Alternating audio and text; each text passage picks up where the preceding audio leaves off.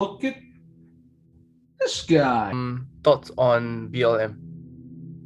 I don't like them. I understand why they're popular, but I despise them. Believe in the notion of white privilege and all that. No, I don't believe in the notion of white privilege because the people that are dying the most from COVID are white people who don't get vaccinated. Well, you know what? I unironically believe Singapore should be as big and as powerful as it wants to be. One day one day maybe we could invade Johor Bahru. I'm sorry, that was a joke. But no, Singapore should be much bigger than it is now. And you know what? The more Singaporeans, the better. From Little Red Dot to Big Singapore. Big Singapore. Powerful Singapore. Make Leicester our colony of Singapore. We will have Rojak in Manchester. That's the dream. That's the colonize dream. The colonizers. Yes! Majula Singapura. Sorry, that was funny. All right, you know what? Instead of looking at me, you can all look at this guy. Yeah, it's whatever you want. You can have the cameras on, off, whichever you're comfortable with. All right, okay. What would you like to do? I could just go through some questions, get a feel of your beliefs, your ideas, and then we'll just go from there. All right, thank you very much. Okay, so what would you like to be addressed as, or what do you want you can just call me Lap or LAPGONG. LAPGONG. Okay, cool. Whatever you feel. Yeah. Are you religious by any chance? Not really, although I have gone on my knees and prayed whenever I feel bad or sad or scared. Right. It's okay. very comforting.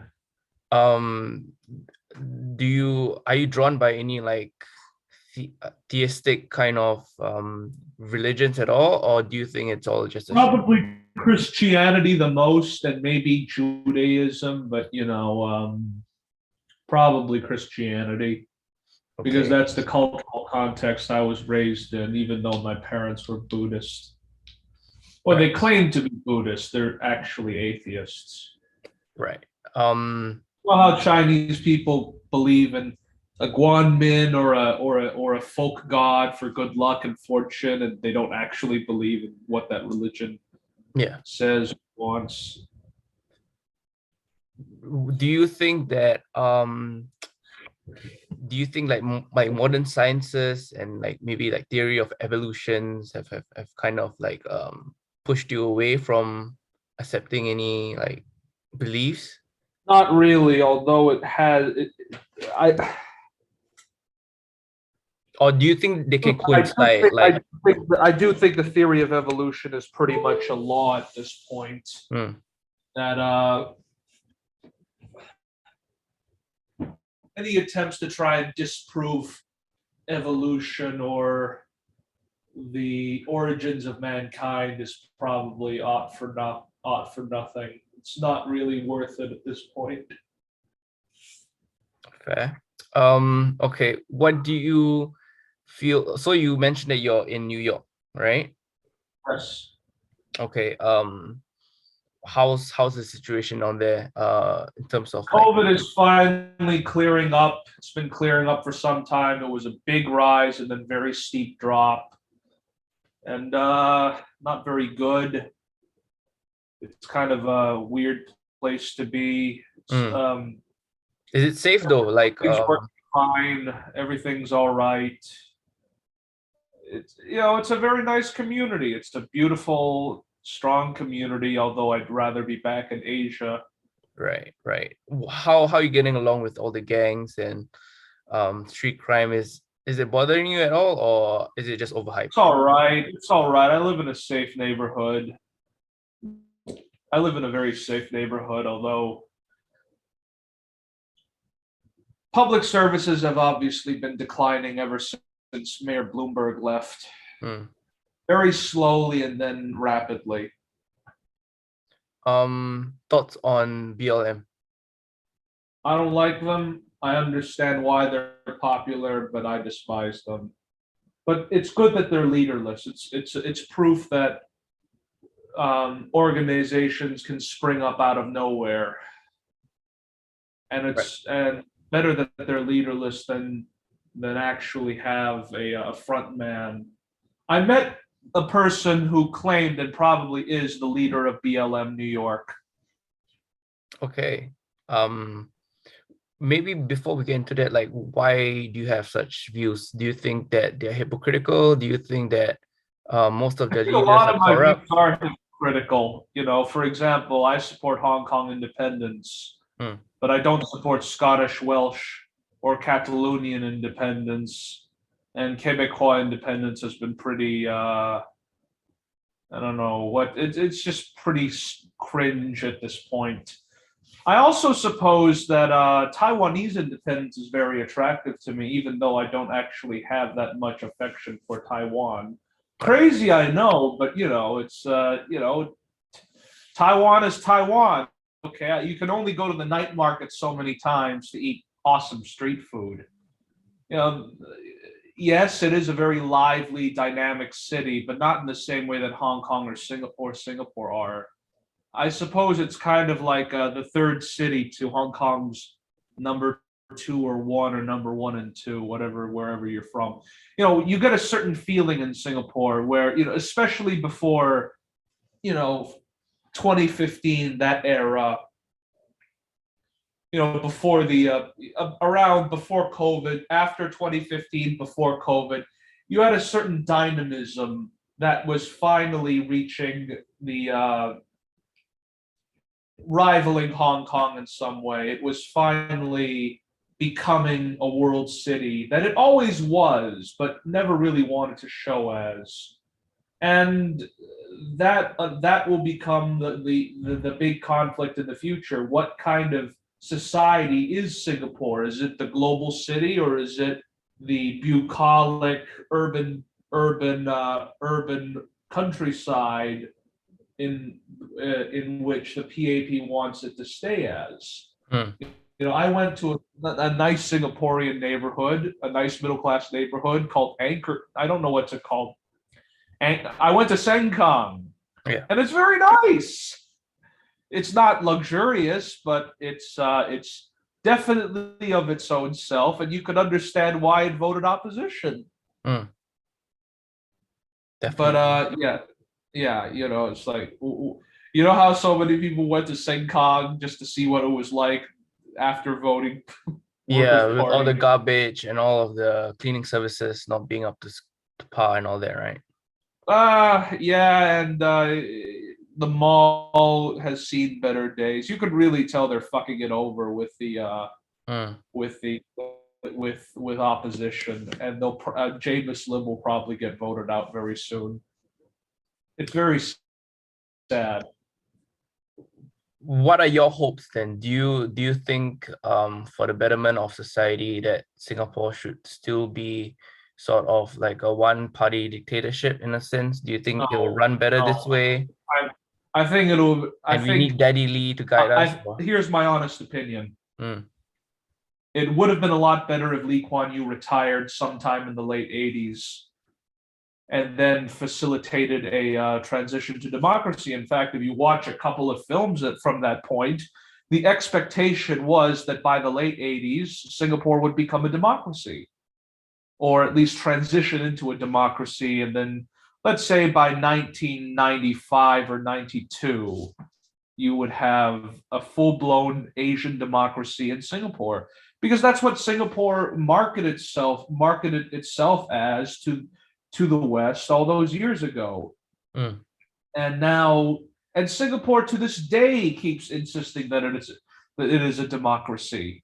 They want that label because it feels right for Singaporeans. yeah, it's There's a good PR. congruity to what a lot of Singaporeans genuinely believe that they will live in a democracy if only they did the right things. Not be so irresponsible, don't have so much on welfare. Whenever I'm in Singapore, I get the feeling is that outside of a lot of old uncles and people in their 50s who obviously make good money, most Singaporeans want to live in a democracy. They don't want one party rule anymore, but they don't want to kick out the people that's been giving them a good life. Yeah. And or what they think is a good life. A sustainable, a good high minimum. They don't want to kick those people out. But if there were a PAP2 that was much less complacent, authoritarian, and more than that, dickish, if they were less mean and much more open to to modern Singapore, well, then PAP Team B would probably win the election. Living in the States, then how's like the income inequality like over there as compared to Singapore? Is it bad? It really depends on your income. Sorry? It really depends on your income and your status.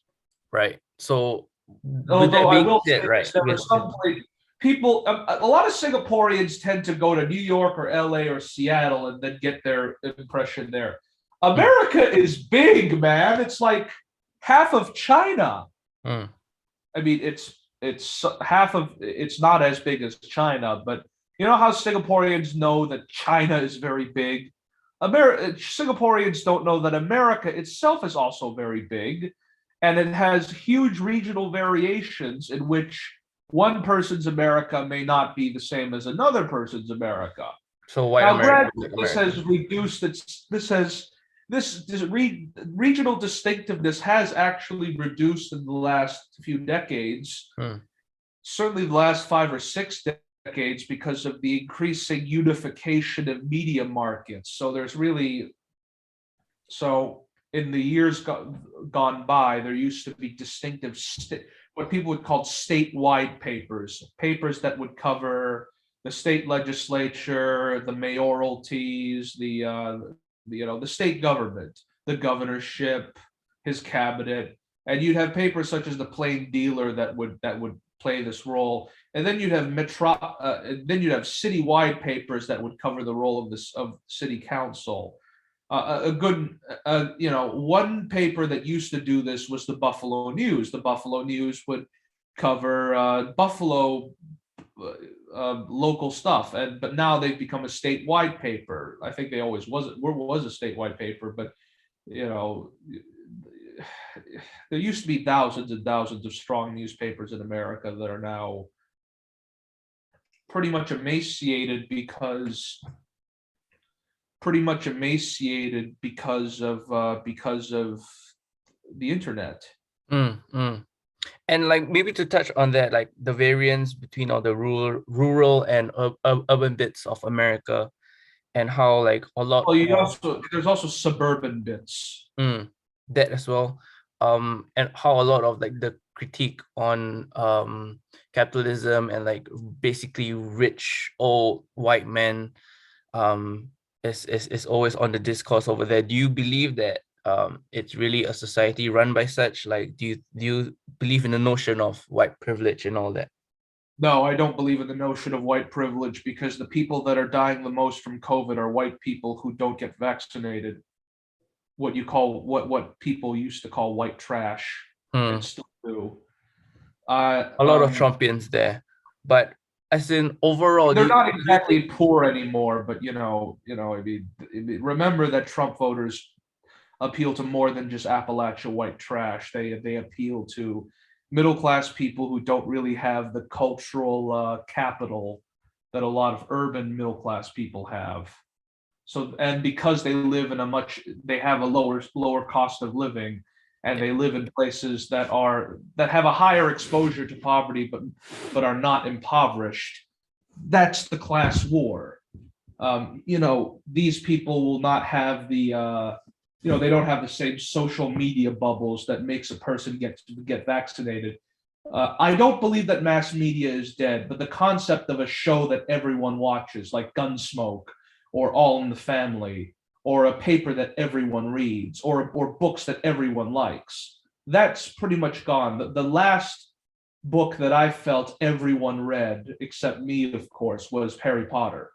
That's an example of mass media that no longer, that it's, that if still existent, is much harder to exist these days. When was the last time you saw a book or a TV show that or newspaper that every Singaporean watched or read or cherished? I mean, that's definitely not the Straits Times. Okay, besides or like prior to the COVID pandemic, then like what do you think would have kind of shaped your views on whether or not systemic discrimination privileges exists in like probably in America or in Singapore even? Like, where were your thoughts around that? Well, I definitely believe that there is some racial privilege among the majority elite, not a majority elite, the majority population. You know, there is. I don't think Chinese people have privilege as Singapore is Chinese centric, and that's going to become a deeper problem in the future as the Communist Party and the PAP try to dance around each other. PAP is a very Chinese party, the same way that the Republican Party and the Democratic Party are, you know, majority white in essence, if not in makeup, because that for much of the time, Singapore and America were majority white or majority Chinese. Now that's changing, and because the civil religion and the unifying American civic education has not really resonated with new immigrants and younger generations of people have tried to decolonize their surroundings to be reflective of their racial nature. But, you know, I mean, think about this. Singapore, in reality, is a pretty white country when you think about it. Very white. With all the, you know how everyone plays parliament and everyone has the guards regiments and all these Anglo-style accents and furnishes in Singapore. That is not just a function of legitimacy, it's a function of time. History, yeah. Because a lot of PAP people simply thought, well, we need these flourishes because that's the mark of a modern country. It's only until you get into the 80s and 90s where as the Cold War was winding down, or as pan-Western unity was fading, you had this bullshit Asian values crap. I can tell you right now, whenever I'm in Singapore, the people are not culturally Chinese in any meaningful way. So do you not feel that there's like a very strong Confucianist sort of value system that it's run on? There is, but it's not as strong as it used to be. Okay. And much of it is just folk repetition rather than what's ingrained. Right. What's ingrained, but it's not what is known. Right. It's one thing to ingrain yourself in certain Chinese habits, you know, like speaking Mandarin or having Chinese New Year. It's another thing to actually understand the roots of those traditions. And as we are becoming a dumber and more illiterate society, first principles are going out the window. Why do you think is that? Or is that just because we're just not embracing tradition anymore? No, I think it's because we're not reading as much big things as we used to. I mean, part of this is that the internet has made literacy very easy. It has made introductory literacy, basic literacy very easy, but advanced literacy very difficult. So I guess experiencing like such a collectivist and individualistic society such as New York and Singapore, right? What are your thoughts on both? Like, which one appeals to you? New York's obviously the place where I feel very comfortable in, if only to a certain degree. But my heart is still in Asia, particularly Hong Kong.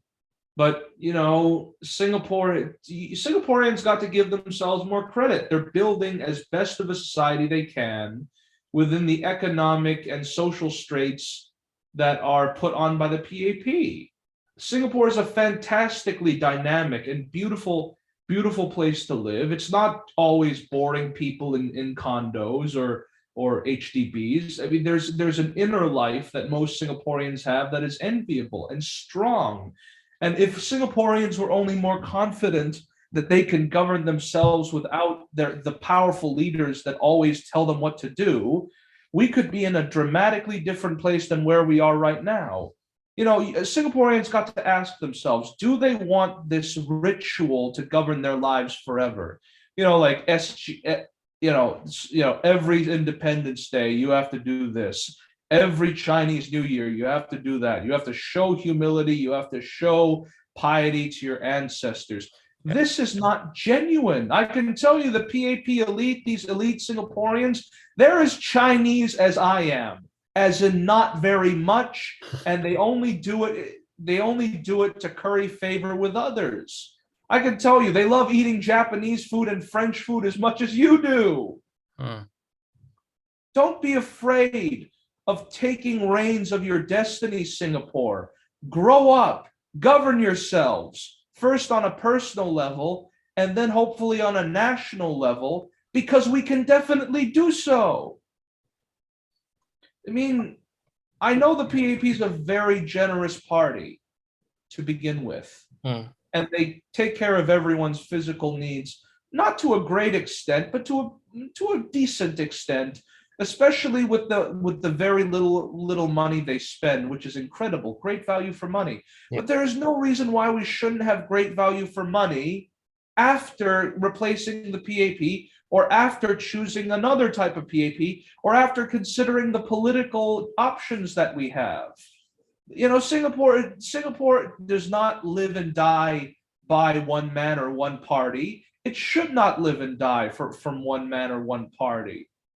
And, it's normal to want good things. Sheltered walkways are a lot better than sunny walkways. But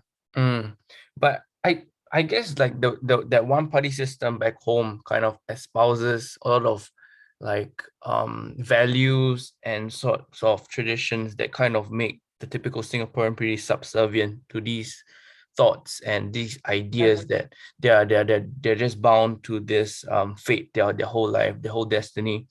And that's not really helped by much opposition selection as well. Like people point to like People's Voice and other fringe parties as like being irrelevant or not up to their standards of what government should be like, or having of like quality politicians and stuff like that. So what do you think would kind of wake up Singaporeans into like dropping that sort of belief that things will never change and like this is the best that they'll ever get?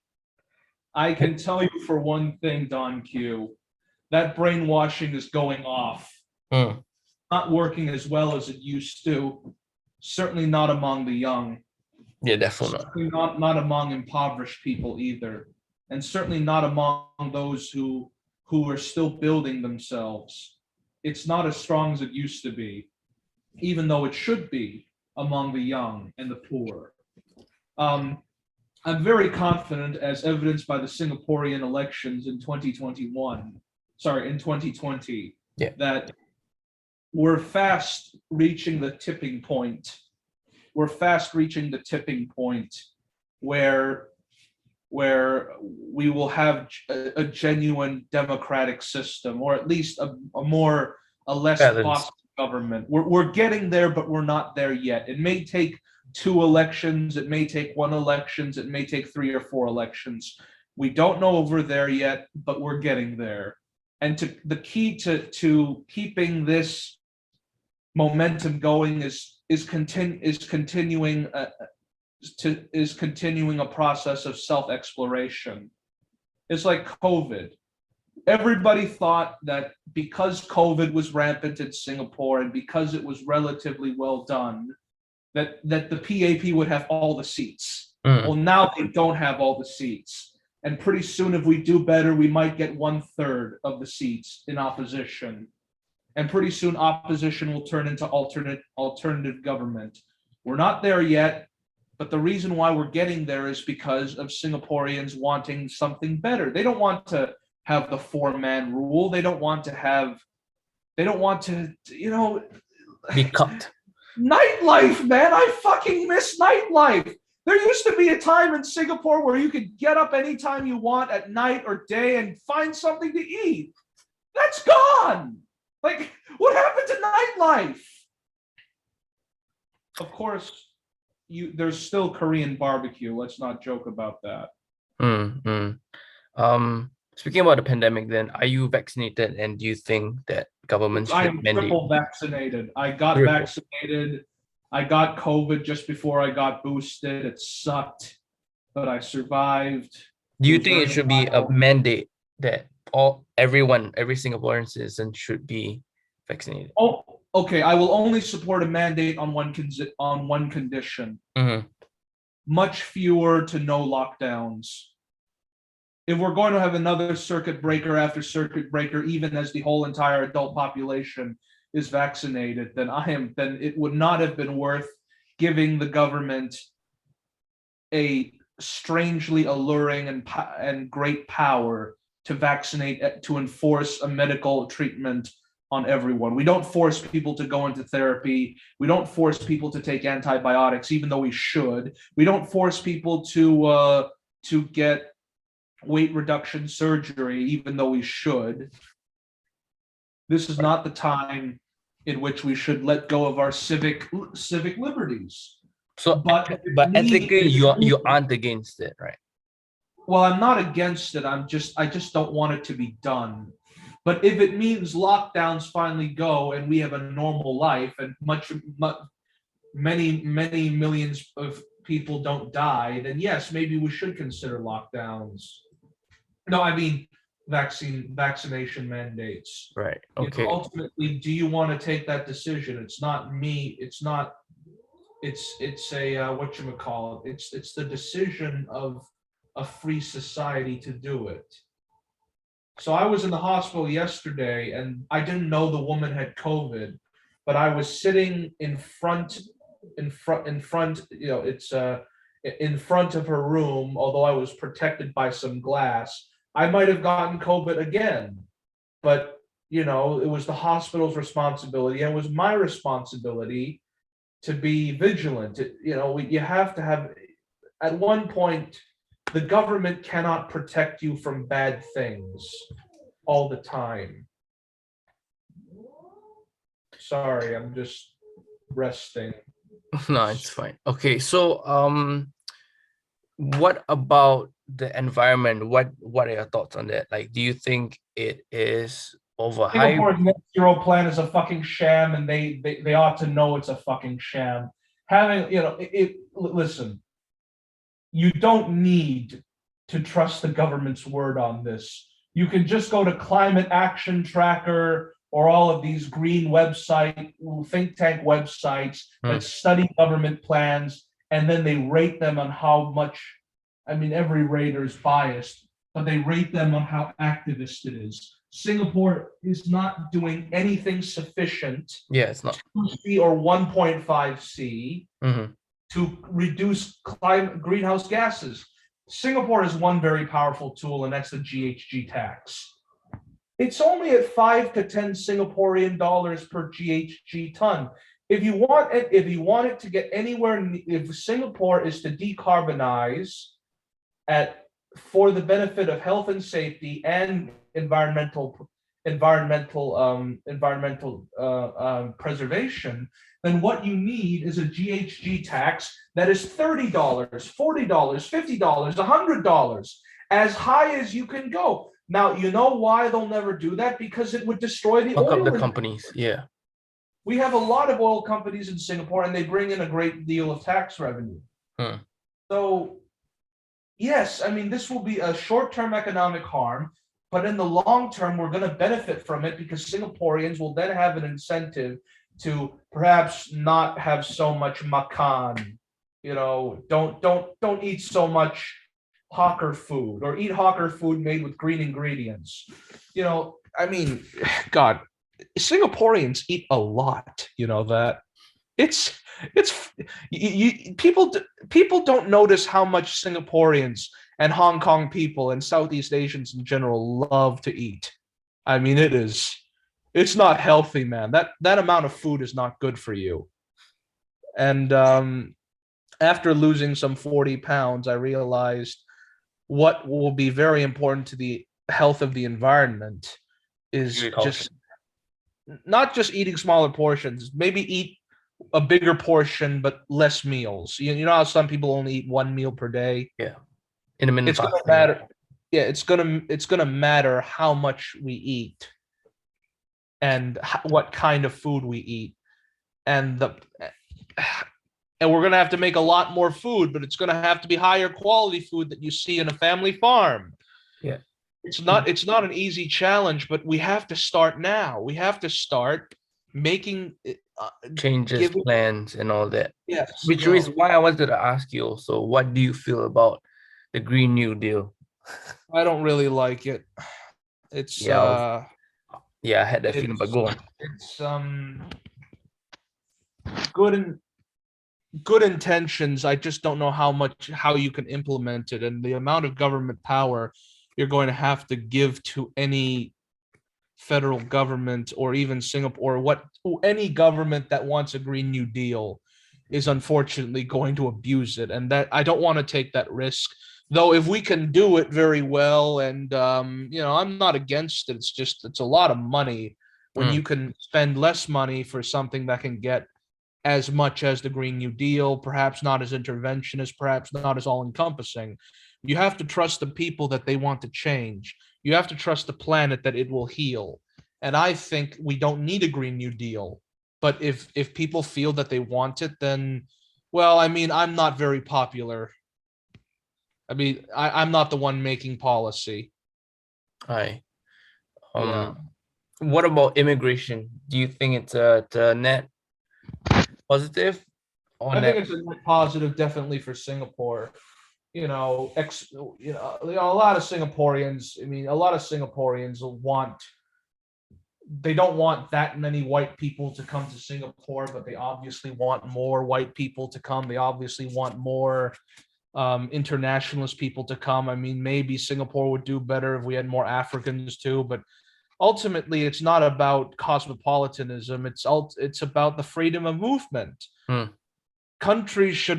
man should be allowed to live wherever he wants, as long as he can pay his bills, and more than that, stay out of trouble, or perhaps even stay in trouble. I mean, the whole point of free movement is that a man has the right to migrate wherever he wants, because that's his inalienable right. I don't have to give a reason as to why I want to be in a certain place. Yeah. Remember that Texas was settled by a lot of Tennesseans at the time, and those Tennesseans ended up fighting the Mexican army. I mean, this is migration is life, especially migration to cities, to urban centers, to urbanized countries. This is the only, yes, Asian countries may not have as much of a heritage of this, but there's no reason why Singapore, and this is the good part of the PAP, they want more immigration, but they got to start building the land and convincing people that it's good to have more migration and that we should have a population of 9 million. I was told that Singapore at one point was contemplating a population of 15 million, but they just decided to put it at 9 million because they wanted people to have a quality of life. Well, you know what? I unironically believe Singapore should be as big and as powerful as it wants to be. One day one day maybe we could invade Johor Bahru. I'm sorry, that was a joke. But no, Singapore should be much bigger than it is now. And you know what? The more Singaporeans, the better. From Little Red Dot to Big Singapore. Big Singapore. Powerful Singapore. Make Leicester our colony of Singapore. We will have Rojak in Manchester. That's the dream. That's the Colonize the colonizers. Yes. Majulah Singapura. Sorry, I just that was funny. That we got to cut that out. They're not going to accept that. Oh man. Right. Well, okay. Capital punishment or no? No, no capital punishment. It's too expensive, and more than that, and not too expensive. It's just immoral. So what do you feel about governments conducting surveillance on its citizens? Do you think it's a must? Absolutely horrendous, but unfortunately, there's no way to.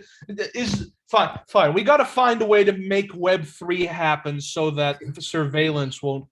So nobody knows what porn I watch. Yeah, I was gonna say. I mean, it's like, this is just creepy. They know what porn I watch now. I have a lot to hide, man. I mean, who doesn't have anything to hide? Yeah. Yeah.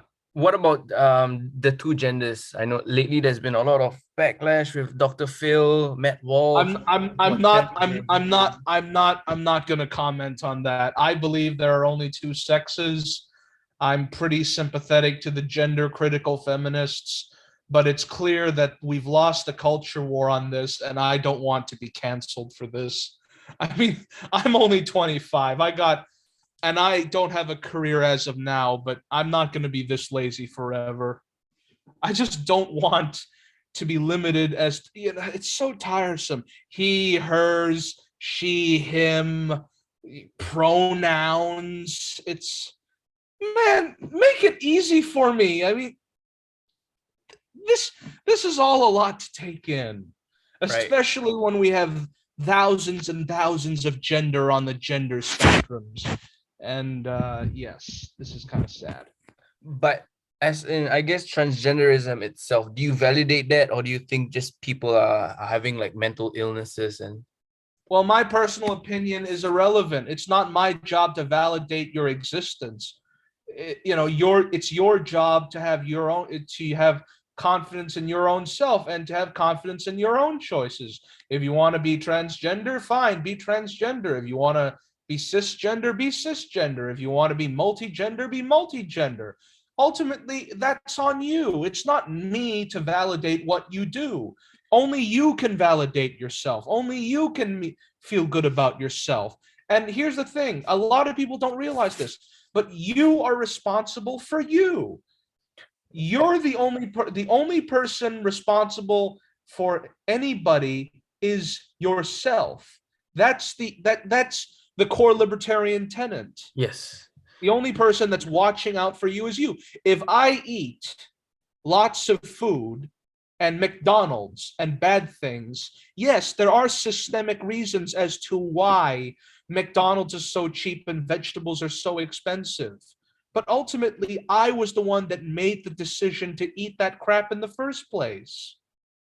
maybe I shall kind of rephrase it. If you had the power to, would you legalize top to bottom or like sex reassignment surgeries and stuff like that?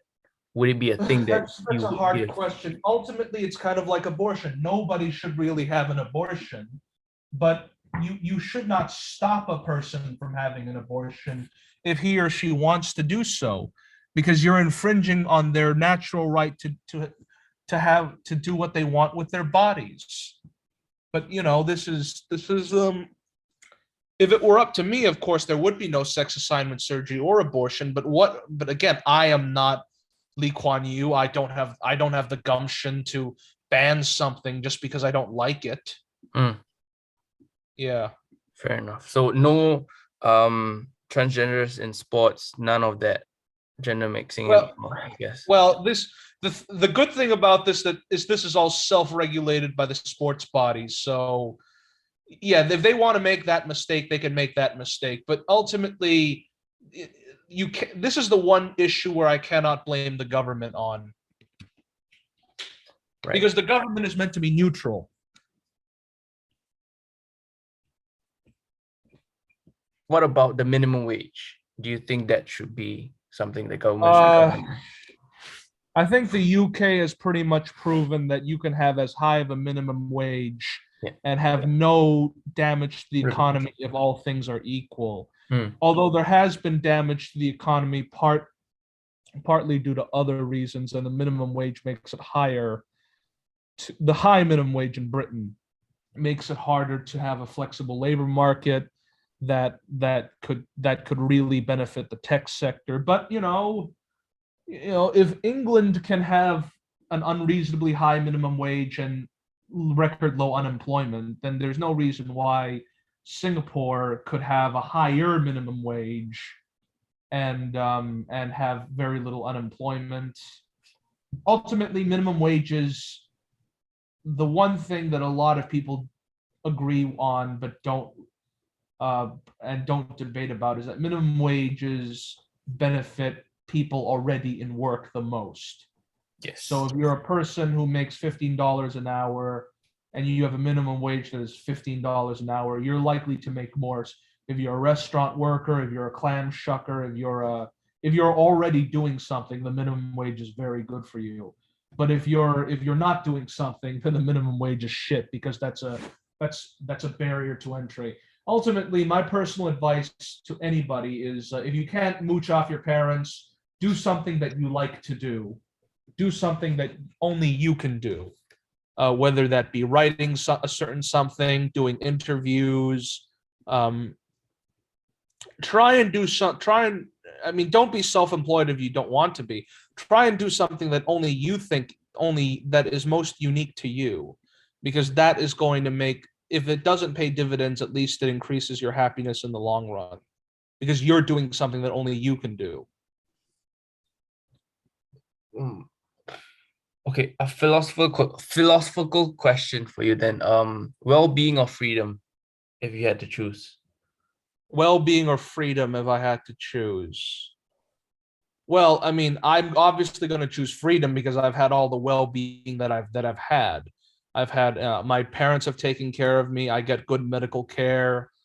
I have a friend taking care of me right now. I can pay her to take care of me. So I have a lot of well-being already, but so I would choose freedom.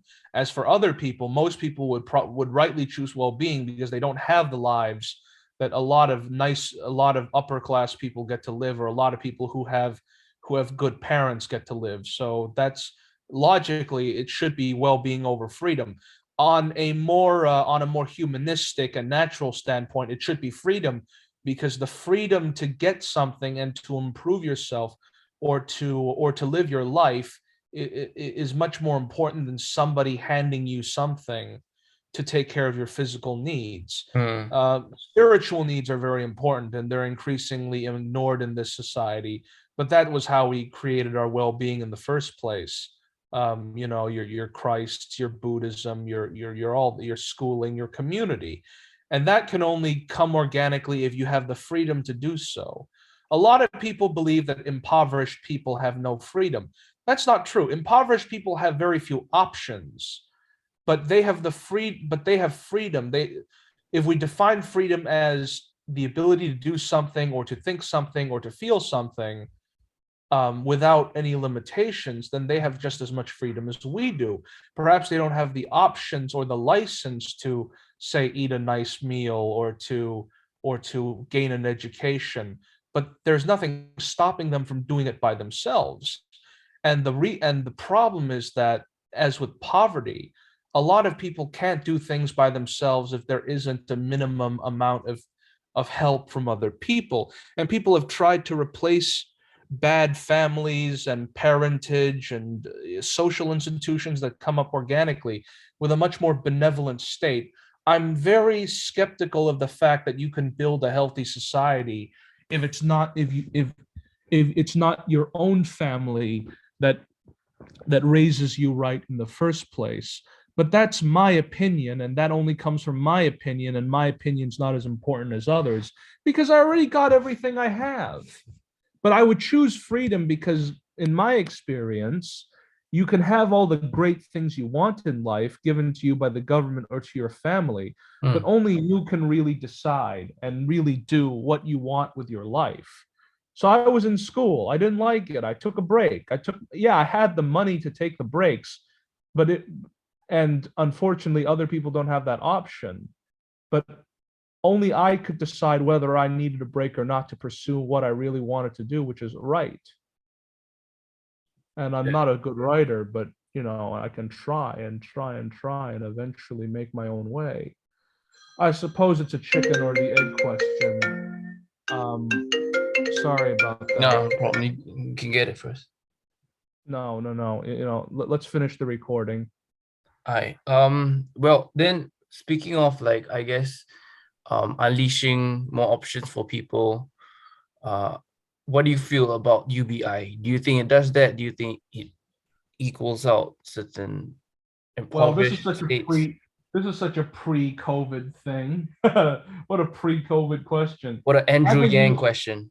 I love Andrew Yang. I know you do. I think he's probably the only way Asians are ever going to get any street cred with people.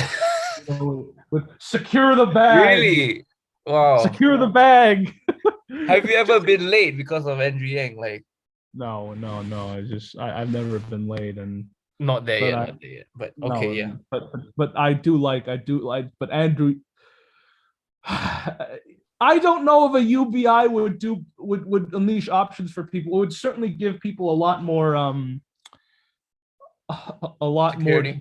more security, which is why it's called secure the bag, not get the bag. But it's a very expensive policy, and if Andrew Yang has a super tax to pay for it, then good for him. Let's try it. Let's give everyone $1,000 a month. Just imagine if it happened in Singapore, $1,000 a month for every Singaporean citizen. What do you think Singaporeans are going to do on the first day they get their checks? Singapore pools, mate. Singapore pools. Yeah, definitely.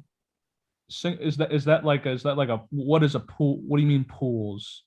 It's like the lottery back home, like the lottery. Oh, okay. Yes. You know what? Personally, I would invest my money into an index fund or something if I had $1,000 a month. Very rational, bro, of you. Yeah, I mean, $1,000 a month towards the stock market account is a lot. It's the power of compounding. Yeah. But you always forget investor fees and all of that. Your investor might try to rip you off. Yeah. I guess from a libertarian kind of perspective, right? You aren't really for welfare programs and all that. You don't feel that there's a need or place for them. No, I think there's a need or place for them. I just think they can become very, you get mission creep, and eventually every 1 out of 4 every dollars goes to welfare. And the United States has a huge problem with all the money it spends on welfare, and it's not getting the anti-poverty effects it expected, even though a lot of people say yes, that there is a lot of success or not. I don't know. It's a hard one. It's a hard one. Yeah, I'm biased against these programs because I don't think they work, but because they don't work as well as the price tag suggests. Yeah, which is what Singapore does very well. It has good welfare system, albeit perhaps pretty miserly, and perhaps not enough, but it does it at good value for money. Okay, probably gonna ask you the most controversial question so far. What do you think of the whole race and IQ debate? This is the problem when geneticists finally disavow psychologists when they want to study IQ. So some people want polygenic scores to prove that Asians are smarter than blacks. I personally believe that there is a racial component to IQ, but most of it is genetic. I personally believe that. Yeah. Unfortunately, a lot of scientists and psychologists really don't want to admit this. And if they do want to admit this, a lot of them are now producing counter research that says no, it's more about this technicality. Environment. Yeah, I guess so. But listen, humans are pretty smart already, and humans have the ability to change their environment Every time some geneticist or some smart guy tries to say, if only we had these programs to make people smarter. I mean, just, we all know from school, some people are a lot smarter than other people, even if they don't have a lot more, or maybe they have a little more. If you're smart, you're likely smart because your parents are smart. You're likely smart and they're likely smart because their grandparents are smart. People don't become smart because they go to Kumon all the time. It's a self-selection factor. The people who go to Kumon are already smart. The people who are not smart do things that they're good at. It's snobbery more than anything. If a dumb kid is good at cooking a meal or stuffing a toy or doing something that you may not like, but he likes, he's doing his rational activity. It's rational for him to cook a meal or to fix a light bulb or to do something that he can do, because that's comparative advantage. All this crap about about equalizing people is just condescending. Your worth as a human being is basically what you make of it. It's not my job to say, hey, you know what, you're dumb, you need to do more testing. And if there's anything I hate about the Singaporean education system, it's that they want to make, there are no word cells, word chads, and shape rotators. Everyone has to be good at everything. And if you're not good at everything, you're a failure of a Singaporean. And that needs to change more than anything. Okay, what are your own like controversial takes on politics, and like what do you believe that's really unpopular at the moment, besides the whole trans thing and the race? I think one of the most unpopular opinions that I have right now is that I don't think Taiwan. I don't think people who so there's this guy called LAPGONG, and he just recently said, I'm going to rip the Band-Aid off. Basically, a lot of smart people say that we should consider the views of we should consider the motivations and the psychological groundings as to why Chinese people feel Hong Kong and Taiwan and Singapore and other smaller parts of Asia can be bullied by. I think that's bullshit. Just because China is doing really well does not give them the right to tell the Communist Party we should invade Taiwan or subjugate Singapore or to change the constitution in Hong Kong. If you're Chinese, good for you. If you have a good life, good for you. If your country has become has grown more powerful fivefold every day, good for you. But I live in another country. I live in a place that is not as influenced by you, and I should have the right to self-determine what I want rather than you. My country or my place or my city, whatever, my other place should not be governed on the behalf of you. Based. Okay. Thoughts on the whole Russia-Ukraine? Oh fuck! I don't have a thought on that. I'm because once Russia invades Ukraine, that's pretty much the end of NATO in the West. You're pretty much, Russia finally does what everyone says you shouldn't do, which is to take territory from other people without any consent. I mean, even the UK had its independence referendum, and they're probably not going to do it again. They're only going to do it once.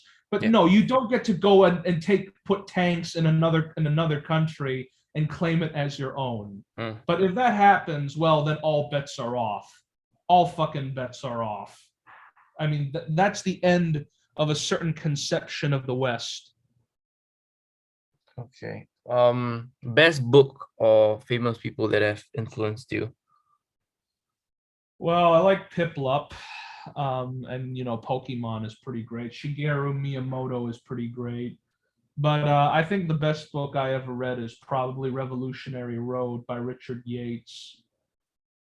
It's a very sad tale. Revolutionary Road. All right. Cool.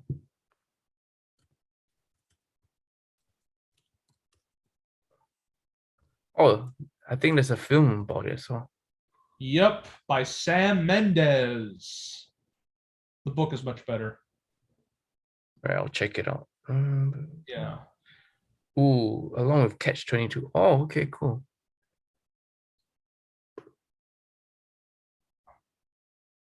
Damn. Okay, right. Yeah. Yeah, this is literally all the questions I had for you, Lapko. Thank you very much. And one last message to every Singaporean watching this. Go for it. Dear Singaporeans, do not be afraid. Do what you need to do. And if you don't want to do it, that's okay, because I'm not here to force you to do it. And chicken rice is kind of overrated, but, you know, I mean, where can you get good chicken rice that doesn't have bones? I mean, I'm so sick of it. I'm so sick of all the good chicken rice having bones and super spicy. I mean, I went to Lee Kuan Yew's favorite chicken rice place where apparently it had no bones and very good cartilage. It wasn't as good as I thought. No. Oh, God. I mean, and then my uncle said, no, you probably didn't get what he was getting. I'm like, what the fuck? It's the same vendor. Singapore is great. Miss it so much.